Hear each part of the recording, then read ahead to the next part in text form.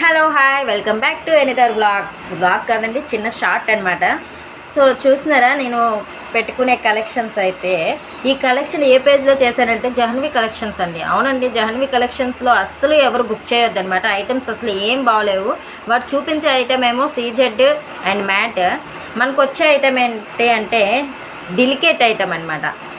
So ఇవి చూసారా, మీషోలో 200కి 300కి దొరికే డెలికేట్ ఐటమ్ అనమాట.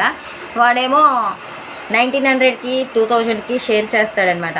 అమ్మ ప్రమోషన్స్ చేసేవాళ్ళు అది ట్రస్టెడ్ పేజా లేదంటే ఫేక్ అకౌంట్ పేజ్నా అని చూసి అయితే ప్రమోషన్స్ చేయండి.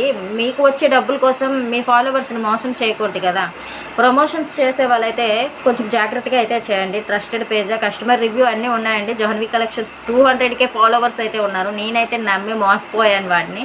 నేను ఎలా మోసపోయానో ఆ వీడియో అయితే డిస్క్రిప్షన్లో ఇస్తానమాట. వెళ్ళి ఒకసారి వాచ్ అయితే చేసేయండి. నా అమౌంట్ అనేది 2000 అయితే పోయింది. సో చూస్తున్నారు, ఐటమ్ అనేది డిజైన్ అయితే సేమ్ వస్తుంది, కానీ డెలికేట్ ఐటమ్ అనమాట. డెలికేట్ ఐటమ్ ఇది చూడండి ఎలా ఉందో. లాంగ్ హారం బుక్ చేశాను, కానీ అక్కడక్కడ చిన్న మధ్యలో గ్యాప్ వచ్చేసింది అనమాట. సో చూస్తున్నారా, ఒక లైక్ అయితే ఇచ్చేయండి, ఎంత కష్టపడి చెప్పాను కదా.